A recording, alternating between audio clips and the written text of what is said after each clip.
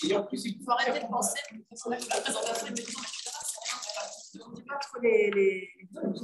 Quand tu veux être peut-être l'animateur des choses là.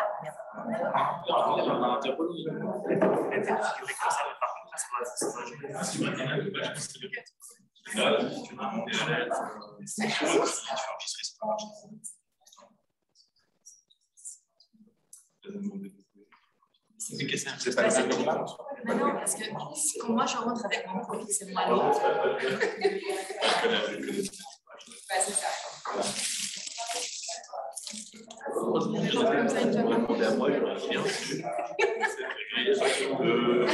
Demande à ma mère, je peux pas. Écoute, ça va pas mal.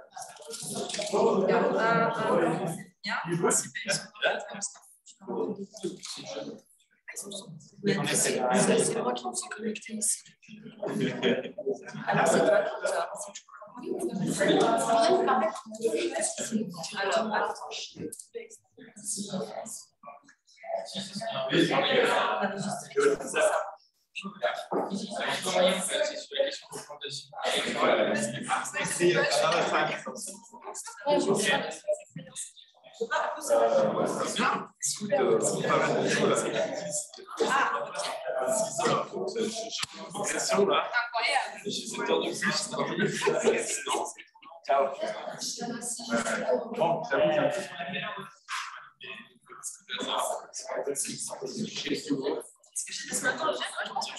Hello everyone.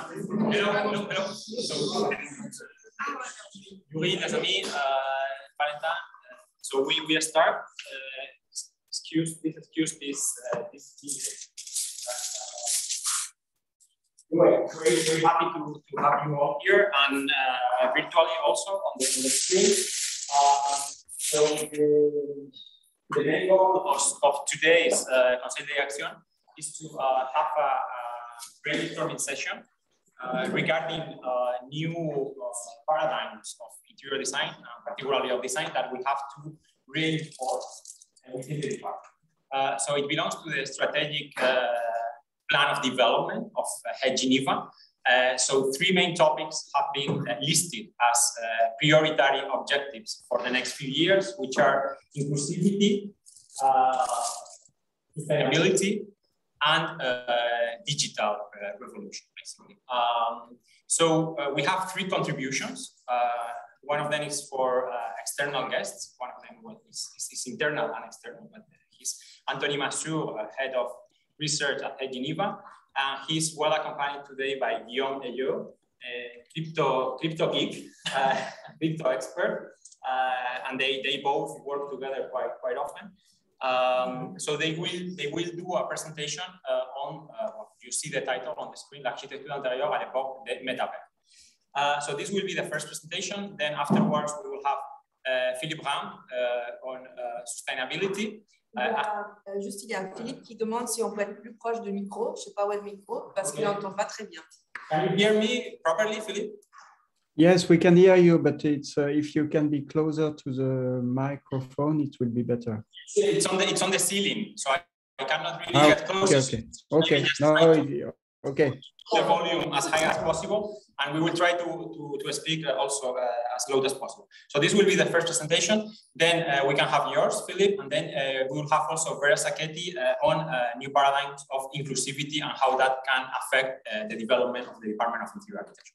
We will have one presentation in French because it's very technical for the vocabulary. So for those of you who don't understand, who do not fully understand French, please ask the people next to you to translate a bit, and then we will have the presentations of Philippe and Vera in English, and then after that we will have a collective discussion on how the department can evolve from now onwards in this issue.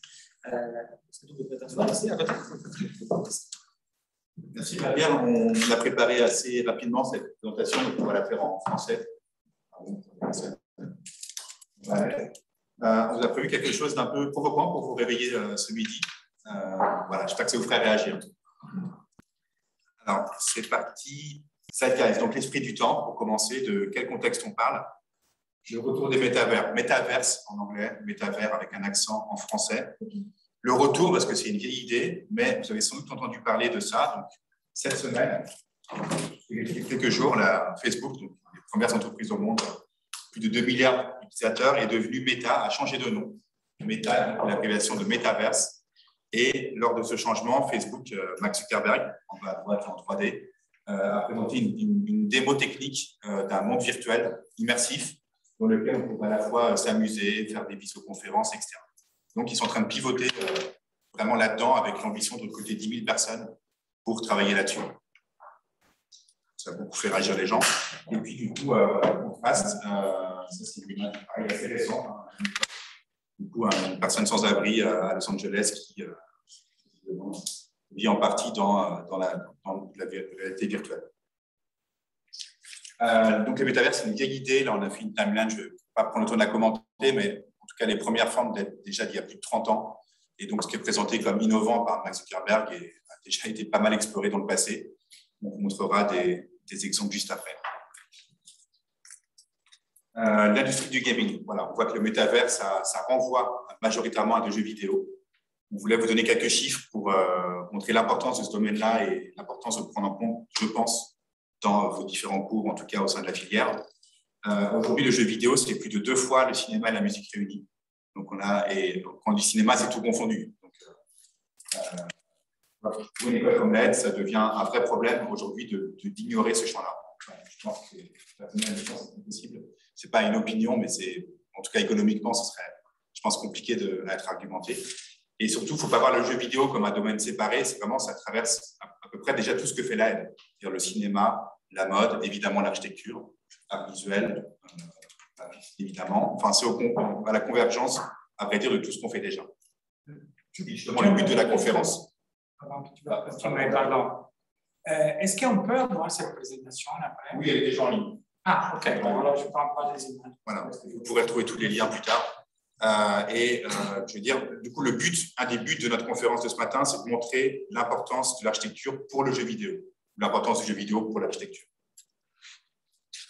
Quelques chiffres, si vous n'êtes pas familier avec ce domaine. 300 milliards de recettes en 2021 pour le jeu vidéo, 7 heures de jeu en moyenne, c'est toujours moins que la télévision, mais c'est quand même beaucoup. 2,7 milliards de joueurs, je crois que c'est vraiment le chiffre le plus impressionnant. Donc, quasiment à peu près une personne sur 2 ou 3 dans le monde joue à des jeux vidéo. Le jeu vidéo GTA 5 Grand Theft Auto a rapporté 6 milliards de recettes, ce qui est 2 fois les recettes du film Avatar. Pourtant, le jeu est sorti en 2013, ils sont encore beaucoup. Fortnite, c'est 125 millions de joueurs, c'est un jeu d'action de tir. A rapporté 2,4 milliards de dollars, sachant que le jeu est gratuit. Et ce qui est vendu dans le jeu, c'est uniquement des skins, c'est-à-dire des costumes qui n'apportent aucun pouvoir ou aucune compétence dans le jeu. Donc, c'est assez fou de voir que le jeu est gratuit et qu'il a pourtant rapporté autant d'argent.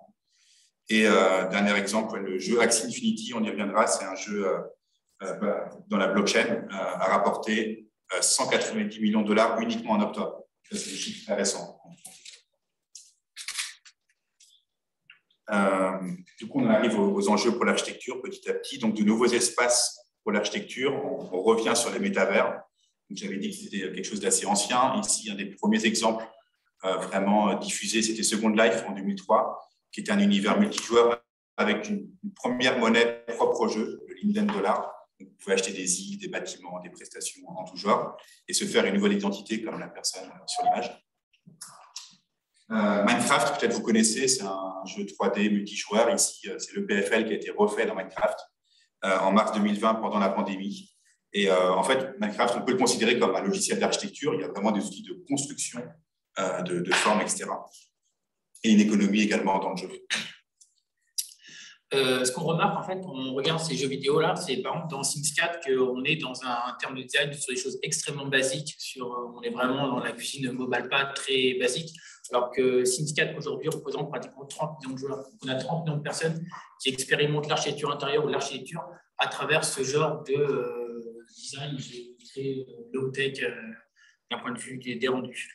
Ce qui est curieux, alors qu'on voit qu'en fait, c'est un milieu qui est complètement délaissé par les architectes, alors que pour le coup, il y a des réelles demandes économiques Donc là, on a par exemple l'exemple d'un kit d'extension pour Sims 4, c'est-à-dire qu'il y a certains joueurs qui demandent à avoir des intérieurs un peu personnalisés. Donc on a le style oriental, le style asiatique. Là, on est sur l'équipe d'Iris Remote. Donc on voit en fait qu'il y a une demande réelle par rapport à développer des outils spécifiques pour développer des espaces intérieurs spécifiques, notamment dans les Sims.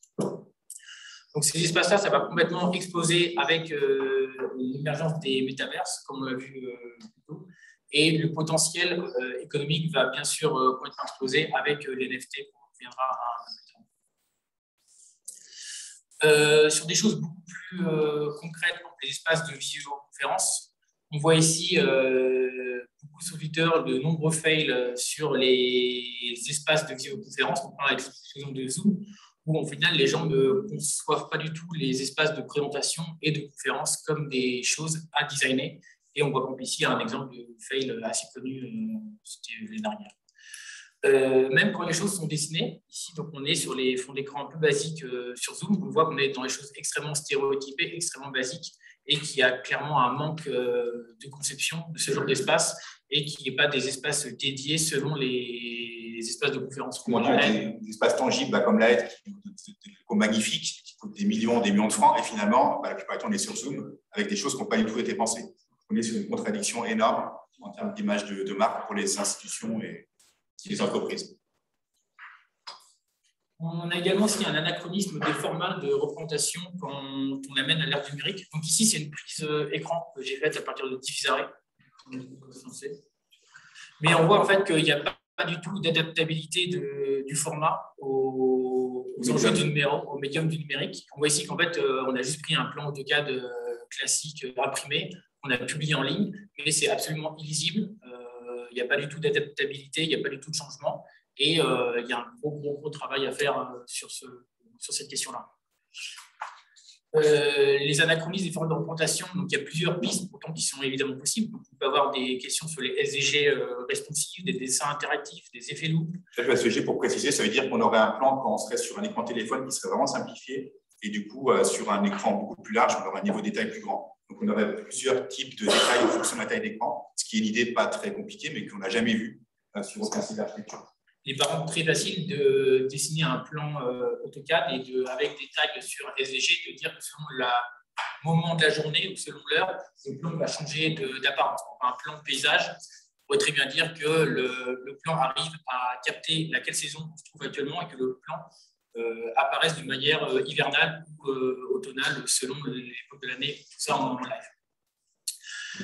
Cette question de la représentation, elle est évidemment intéressante, surtout quand on commence à s'intéresser vraiment aux architectures relativement complexes et aux architectures dédiées au virtuel. Donc ici, on a l'exemple d'un bateau de recherche scientifique, donc le RDFI, et on voit que ici, les représentations architecturales relativement classiques sont complètement inopérantes dans ce genre de type d'architecture. Donc on voit en fait c'est un bateau qui flippe à 90 degrés pour pouvoir faire de la recherche de sondes des hauts fonds marins. Donc ça, c'est l'intérieur du bateau. On voit bien qu'on a les cabines au mur avec les cabines de douche sur les plafonds. Et ce qui est intéressant dans ce genre d'espace-là, c'est qu'on voit bien que le plan, les coupes n'ont plus aucun enjeu ou n'ont plus du tout sens, car on ne saurait même pas dire quel est le plan et quelle est la coupe d'un tel espace. Donc en fait, il y a vraiment une recherche à développer sur comment représenter ce genre d'espace qu'on appelle l'espace dynamique. Et si on va encore plus loin, donc sur les architectures relativement impossibles, donc là, on va arriver sur des architectures qui ne peuvent exister, en tout cas, que dans les mondes virtuels et que dans les mondes numériques.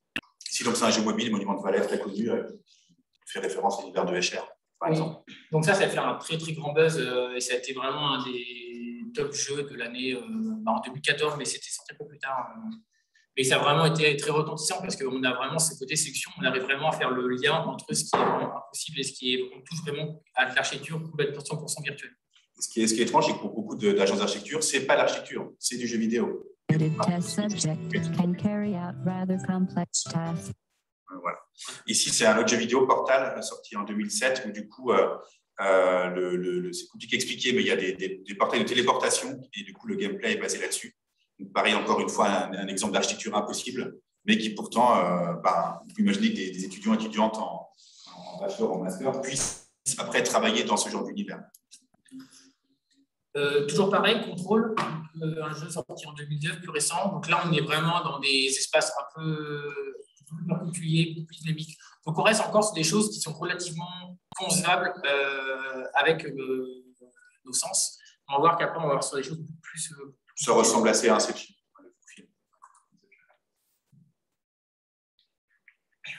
Donc, on voit des rapports que c'est là où on arrive à interagir dans des espaces que de toute manière, on ne pourra jamais concevoir autrement qu'à travers cette virtualité, à travers notamment des casques, non seulement les casques VR et le développement de la réalité augmentée. Donc là, on arrive par contre à des choses qui ne peuvent exister qu'à travers la réalité augmentée. Donc là, on est sur une projection sphérique d'un plan 2D. Et on voit bien qu'en fait, les projections, alors c'est très compliqué à voir, il faudrait le voir en plan en même temps. Mais ce qui se passe, c'est qu'en fait, on ne peut pas voir le ciel et du coup, on est en train de projeter le sol qui se retourne derrière nous. Et donc, on produit des architectures, des espaces qui sont complètement particulières et qui ne peuvent exister et qui ne peuvent être perçus qu'à travers ce médium-là, car on ne pourra en aucun cas construire une maquette ou un plan de ce genre d'espace. Regardez en tête que là, ça devient assez complexe et que les personnes sont carrément obligées de coder elles-mêmes leur propre moteur 3D. Et du coup, les moteurs 3D traditionnels sont basés sur des perspectives euclidiennes et que du coup, là, il faut carrément inventer une partie du logiciel pour arriver à générer ce genre de vidéos. Donc là, on se rapproche très des domaines de la topologie. Alors là, on est sur un espace non euclidien, donc là, c'est encore assez intéressant. On voit bien qu'en fait, on a différents espaces, on est en train de créer des architectures complètement impossibles, on a différents types de corridors et on commence à créer des espaces très spécifiques à l'architecture. Donc là, en fait, ce qui est intéressant, c'est qu'on ne vit pas les règles mathématiques, on crée vraiment des espaces. Alors ça aussi, on peut créer différents niveaux d'architecture de bâtiments, mais qui sont sur les mêmes espaces et sur les mêmes plans. Donc, on peut commencer de me rendre un peu intrinsèque. Donc là, dernier exemple, on a 4 plans d'appartements superposés et avec des principes de déformation sphérique, on va être capable de superposer, d'appliquer les espaces dans le même plan. Et ce qui est intéressant ici, c'est que la personne qui avait conçu ça expliquait que s'il devait dessiner un appartement de 200 mètres carrés, il n'aurait pas la place de physiquement naviguer dedans avec un casque de réalité virtuelle. Et du coup, il a mappé et rendu de manière intrinsèque les plans pour permettre de naviguer uniquement dans 10 mètres carrés dans un espace qui physiquement fait 100. Donc, on commence vraiment à pouvoir, d'un point de vue pour les étudiants, le cube pourrait être suffisant pour mapper un espace de 4 km², pour marcher dedans physiquement. Sur des enjeux économiques, du coup, notamment avec la technologie blockchain, donc des certificats d'identité numérique. Je n'ai malheureusement pas le temps de développer ça, puisque ça, vu le temps qu'on a. Mais du coup, retenez que les gens peuvent acheter des morceaux d'univers en ligne et vraiment les posséder. Ici, c'est un exemple dans le jeu vidéo Axie, qui est sorti en 2018, où du coup, les gens achètent des terrains dans le jeu pour des sommes de plusieurs dizaines de milliers de dollars et à terme pourront dessus construire des bâtiments, des mini-jeux, etc. Donc, c'est vraiment une façon de capitaliser les espaces numériques, ce qui n'était pas possible vraiment avant la blockchain. Un exemple dans le design mobilier de Andrei Resinger, qui propose du coup des mobiliers, comment dire, probables ou plus ou moins possibles. Là, c'est assez classique, mais il y a des choses plus compliquées. Et qui du coup les gens du coup achètent en ligne le fichier 3D. En tout cas, achètent la propriété du fichier 3D, la signature qui lui est associée. Dernière partie sur la simulation du bâti. Alors, il y a plein de types de simulations possibles. Assez classiquement, les matériaux, la lumière. Ça, je ne vais pas y revenir, mais il y a 2 autres types de simulations qui sont encore sous-évalués. Le premier, c'est notre collègue Philippe Ram qui est en ligne. Ici, j'ai pris un projet assez ancien de Philippe Ram, mais malgré tout, très intéressant du coup sur des nouvelles façons de simuler du bâti. Ici, c'est la température, mais on pourrait aller plus loin et aller vers de la simulation sociale. Parce que ce qui est, je trouve, assez triste dans des logiciels comme AutoCAD ou SketchUp, c'est que c'est des bâtiments vides, il n'y a personne dedans. Et pourtant, on conçoit des espaces de vie. Or, le jeu vidéo a depuis longtemps exploré des façons d'habiter les bâtiments. Donc, ici, les Sims, on revient dessus, une vidéo cette fois du jeu, où du coup, on voit vraiment des gens qui évoluent dans les espaces. Et donc, on a aujourd'hui des intelligences artificielles, ou en tout cas des moteurs de simulation, qui permettraient, côté conception, de pouvoir déjà tester des choses. On pourrait se rendre compte que les gens vont se cogner à tel endroit ou se réunir à tel endroit. On pourrait peut-être voir des choses qu'on pressent ou qu'on ne pressent pas. On pourrait aussi, a posteriori, une fois que le bâtiment est construit sur un site web d'architecture, simuler la vie du bâtiment telle qu'elle est, avec des paramètres, qui serait beaucoup plus parlant que des plans AutoCAD illisibles sur un téléphone portable. Si simuler dans le temps, faire vivre les bâtiments sur une centaine d'années, voir quelles sont les familles qui habitent dans l'urbanisme, on peut très bien décider de tel type d'un point de vue social, quels sont les types de populations qui vont habiter, comment les choses vont bouger dans le temps après 50, 100 ans, selon des paramètres. On est vraiment dans une sorte de paramétrique sociale. Et ici, un jeu beaucoup plus ancien, Thème Hospital, 1997. Donc, on voit quand même le retard qui a été pris dans les agences, me semble-t-il. Où on construit un hôpital et après, du coup, les problèmes se posent si on met les choses au mauvais endroit, les gens vont se blesser, etc. Puis l'hôpital ne va pas bien fonctionner.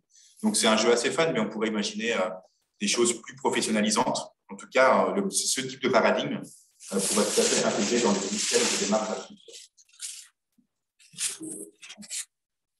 Donc, on a fini une synthèse. Donc, les 5 axes qu'on vous a proposés, donc l'industrie du gaming, nouveaux espaces pour l'architecture, notamment les espaces impossibles, tout ce qui touche à la commercialisation de fichiers, de mobilier numérique, et puis donc les enjeux de simulation, notamment sociale, du bâti. Donc, autant d'axes qu'on suggère d'explorer dans le département. Merci beaucoup. Je pense que les slides sont en ligne sur mon site web. Tout ça, ils sont en ligne, tu dis? En ligne sur mon site web, je mettrai le lien. Le lien à toutes et à tous. On a dû passer vite sur certaines références et vidéos. Formidable. Je pense que là, on a vu un X-ray des possibles. On a vu aussi un peu les futurs, de ce qui est possible par rapport aux options que la technologie nous offre. Je vous propose de passer au deuxième sujet de la conversation. Et ensuite, on fera la discussion collective parce qu'en fait, il y a beaucoup de sujets qui